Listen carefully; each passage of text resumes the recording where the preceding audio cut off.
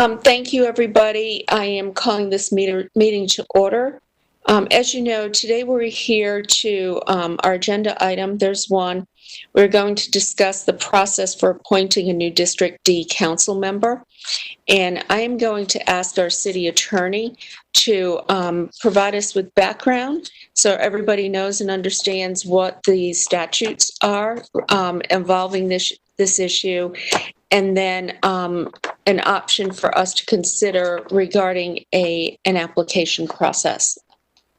So, Robin, I'm going to turn this over to you. Okay, thank you, Mayor. Because of the recent vacancy, the council has got to make a decision about a new District D counselor. And so I'm going to go over the laws and procedures that apply for that vacancy to be filled. I'm going to sort of go through individual questions and answers, if you will. The first question is, how do you fill the vacancy? And we're given direction both by the general statutes and by the Raleigh City Charter. And both of those state that the vacancy has got to be filled by the remaining members of the council. There's also a Raleigh Charter provision that says any action basically that has any binding effect has to have 5 votes, regardless of the number of councilors who are actually sitting. So that means we need 5 votes, even though we have 7 council members. Now, that's the legal direction that we have. The next question is, who is eligible to serve in that seat? And that's governed by the Constitution of North Carolina and the city charter. There's a couple of provisions. First of all, the Constitution says you've got to be 21 years of age and registered to vote in Wake County. It says that you actually have to be a resident of the county and District D. District D requirement is because we have districts in the city of Raleigh, and the person would have to have lived in District D for at least 30 days. So just to go over those requirements briefly for the council, anyone who might be interested, you've got to be registered to vote in Wake County. You must be at least 21 years of age. You must have lived in District D for a minimum of 30 days. Now, if it was an at-large member or the mayor, that would be a resident of the city. But if you're a resident of District D, by default, you're also a resident of the city. So that's the voting requirement and the applicant requirement. So the next question is, what is the procedure to fill the vacancy? And there's not a specific legal process required. That is up to council, and it can be done in various ways. We have come up with a potential option that I'm going to present and let council discuss. What you can do today at this special meeting, we have provided council with a draft application. You could approve that application and have a submittal period whereby the applicants could submit the application. And after that cutoff date, you could review the applications, set a second special meeting, probably around July the 14th, and make a decision. Now, the draft application, I'm going to summarize basically what that says. You're free to accept it, revise it, start from scratch, however you want to deal with it. It asks for certain personal information, name, address, etc., and would verify each one of the requirements to actually have the seat. You have to be 21, prove that you live in the district, etc. It also asks some general questions about prior civic engagement, what the candidate's priorities would be for the city, what they see as issues for District D that they would like to address, and why they believe that their qualifications and experiences would be beneficial to the city. Now, that's what's in front of you. If the council decides to go with the application process, they can adopt that or tweak it, amend it, and then the next step would be to ask the staff, probably Lou and Ruffin's office, and Gail, to get that online probably by midday tomorrow, and then to perhaps have until July 10th for the applicants to submit them. And then again, set another special meeting for July 14th. The next meeting of council after the break would be August 18th, and that would give the staff a full month to be able to orient the new council member and prepare them to be ready at that meeting. So that's just a summary, and I'll turn it back to the mayor, and unless anyone has any other questions for me. Okay, based on some preliminary conversations with staff, if we all agree to go the application route, they can have this online by 10 a.m. tomorrow. And I would propose the cutoff or the deadline would be 4 p.m. on July 10th. I would also, I'm going to ask this question. I would like to see us do some type of virtual forum with perhaps the top 5 candidates. I don't know how many people are going to apply, but perhaps what we could do is schedule something for Sunday at 3 o'clock, a virtual forum, top 5 candidates. We could ask a member of the media to be the moderator.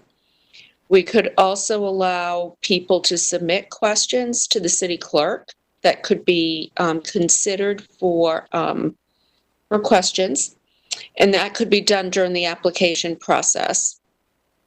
I think it's important for people to kind of see and get to know who is applying. I think it's also important for all of us to see that and before making a determination.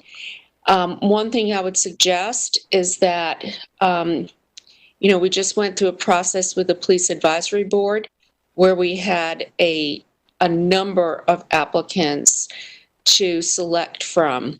And perhaps what we could do on Saturday is a ballot type of vote, as we did last time, and identify who those top 5 candidates could be.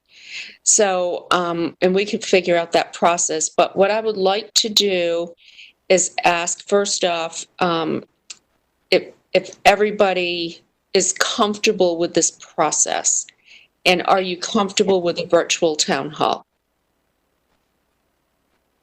Madam Mayor, definitely. And just for clarity, when you say Sunday, you're talking about July 12th Yes. at 3 o'clock for the actual forum. Yep. So I just want to make sure that people know we're talking about July 12th. For the forum. Yeah, Sunday, July 12th. That would give us a day to kind of cull the list if needed. And then through a ballot process, it would give us time if we put this, I'll call it a forum. It would allow us to put that online all day Monday. People could view it. And I'm sure we will receive emails and comments from people, as we already have been. But we would come together then for a special meeting at 4 o'clock on July 14th to make a selection. Can I say one thing too, Mayor? With respect to the ballots, and I would think that maybe I can work with the city clerk to make that happen in such a way that we make sure that we comply with all of the various laws and requirements, and make sure that balloting is in no way a determination about who the candidate's going to be. Right. And I can work with Gail on perhaps coming up with a process to make sure that that's smooth and correct and lawful. That would be great. That gives you over a week and a half to do that. So we would be, I think, well prepared. And yes, we want to do this with transparency and make it a very inclusive process. So thank you. Councilor Buffkin had his hand raised. Thank you, Mayor. All this sounds like a fine process. I wonder if you could maybe just go over the idea of narrowing the list. It sounded like we would have 2 rounds of balloting, or 2 rounds of voting, I guess. Could could you run that by me one more time? That is what the city attorney and the city clerk will work on in the next week and a half. We don't know how many applicants we are going to have. If we have 40, that's a different process than if we have 8. So let's let them figure that out and come up with something that meets all the statutes and is transparent and a good process. And I want to just say, this is not a balloting to choose seats. This is a balloting to, I guess, decide who's going to be on a forum. And it's not a foregone conclusion that someone who wasn't on the forum wouldn't be the person who was chosen. This is just basically to go for this other process, not to pick the council members, which we'll do in an open meeting. Yes, ma'am. Exactly. Okay, does anybody else have any questions, concerns? Are we good? Yeah.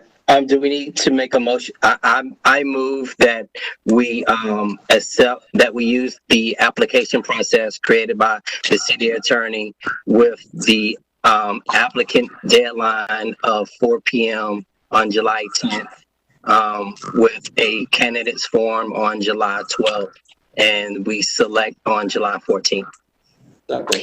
Could we just add in there online by 10 a.m. tomorrow? Yes. Okay. And then 3 p.m. on Sunday is the forum, so people will know what's expected. Do we need anything, city attorney, about the ballot process in the motion? Okay, what I'd probably like you to do is make a motion first to accept the application process with the submission date of manager. Is 10 a.m. going to work? Yes, we'll make it work. Okay, for a submission online by 10 a.m. tomorrow and a closing at 5 p.m. on the 4 p.m. on the 10th, and a subsequent meeting on the 14th. So let's do that in one motion. Okay. And come back with the forum in a different motion. That's what I thought I heard you say, Councilor Branch, right? Yeah, it is. I added, I think, a part about the voting. So I moved as moved. Okay. Can we have a second, please? Okay. Seconded by Councilor Cox. All in favor? Aye. Okay. And then the second one would be for, and then the second motion would be for. I just have to announce the vote, Robin. My bad. Clerk, that was approved unanimously. See, you've trained me well. I know, and then I just didn't even let you do it. I'm sorry about that. I got ahead of myself. So the second motion would be to have a candidates forum on Sunday, July 12th at 3 o'clock. With the process to be determined, and for the city clerk and the city attorney to determine a balloting system in a way that makes the candidates who participate legal. I'd like to take that on. And the form will be virtual. Yes. So moved. Second. In a second by Councilor Cox. Okay, all in favor? Aye. Aye. Okay, opposed? Clerk, that was a unanimous decision. Okay. I believe that's all the business we have to conduct today. I just wanted to thank everybody for hopping on this call and making time. This has been a very difficult time for all of us, I know. And thank you. I look forward to the process. I look forward to the applicants. We have a lot of very qualified, smart, passionate people in District D. And I look forward to seeing what happens during this process and who emerges as candidates. And I would quite frankly urge anybody who is passionate about serving to please apply. So, all right. With that said, if there's no further business, I will adjourn the meeting. Thank you, everyone.